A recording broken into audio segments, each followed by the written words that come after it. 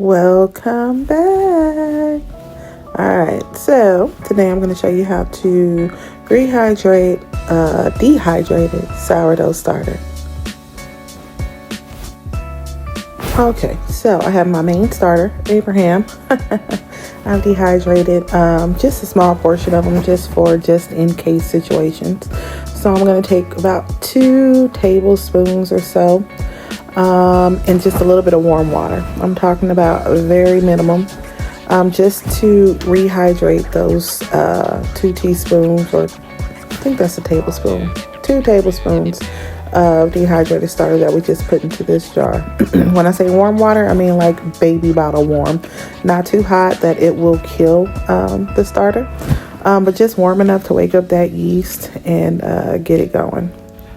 So we're going to go ahead, add that little bit of water, put a top on it, and come back in a few minutes.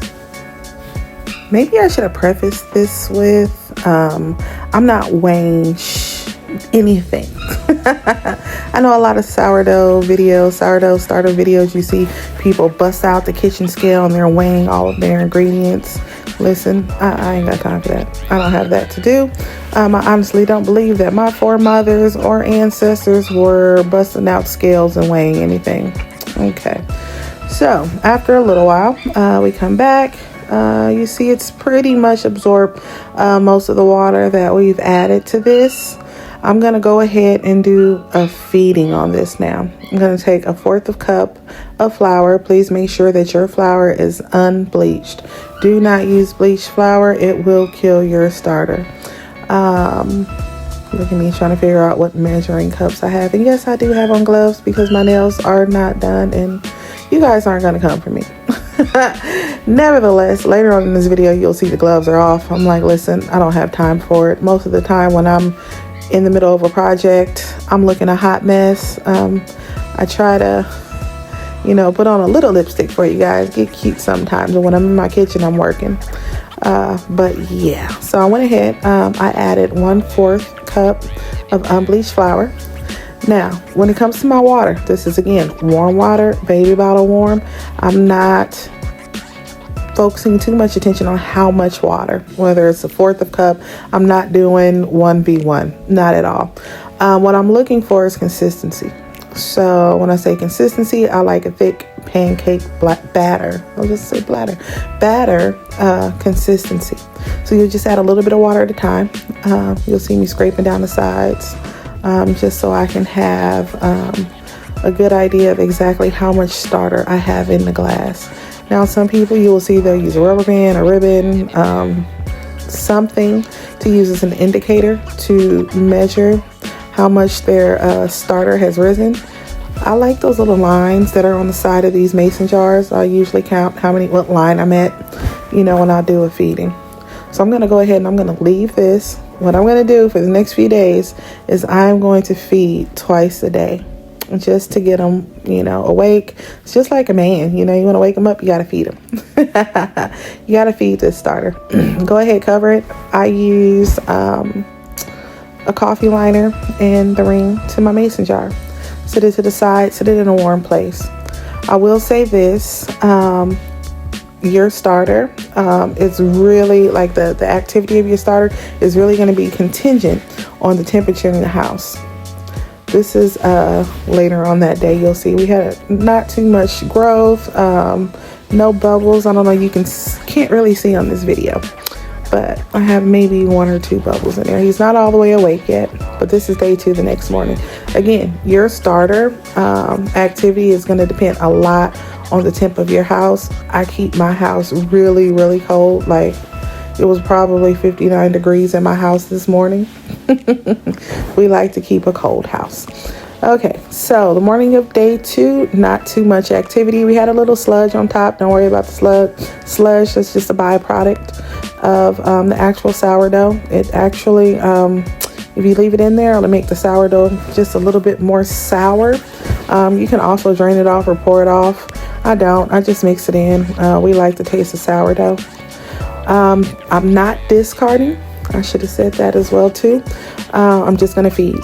So I'm throwing in another 1/4 cup of unbleached flour. And I'm going to add my water. I'm going to mix it, put the top on and sit it to the side.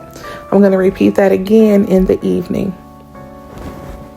Just so we're waking them up. We're just feeding them. We're not taking away. We're just adding to them.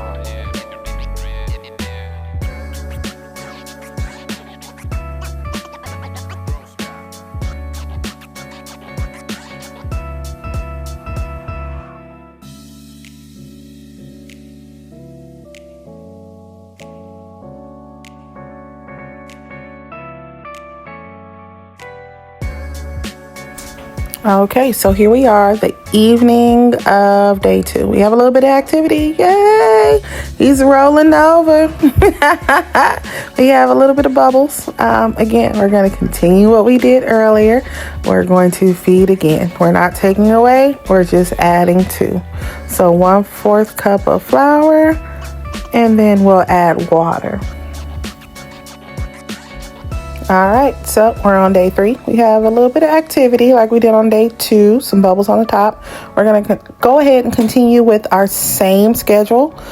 We're going to feed with 1/4 cup of flour, and we're going to add that baby bottle temp warm water.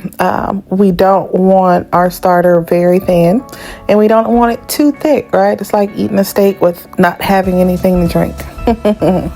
Okay, so this evening we have a little bit more action. You guys see this? I had to show you the side of the jar because we do have some bubbles that are formulating.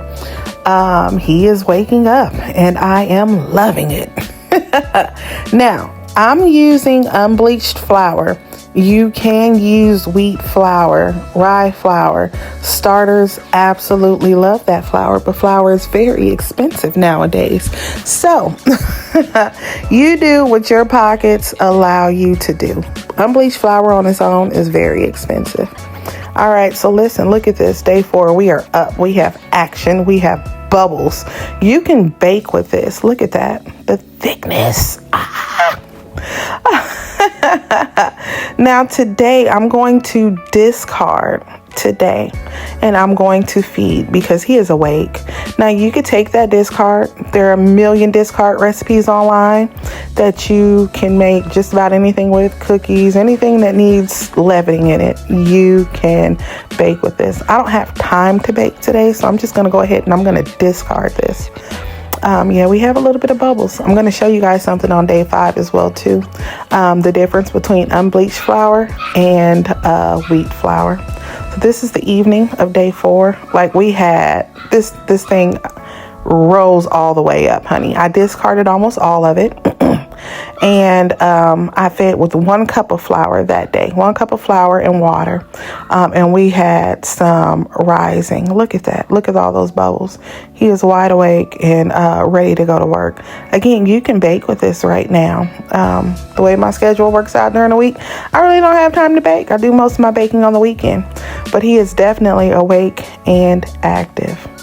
Day 5, right? I'm going to show you the difference between unbleached flour and wheat flour. I've ground up some wheat berries. I'm going to feed him today. I'm going to discard almost all of this and leave maybe just not even a half a cup in a jar. I'm going to take it all the way down and just show you how much this starter loves wheat flour. Again, this is fresh mill flour. I ground it up myself. This is about a cup.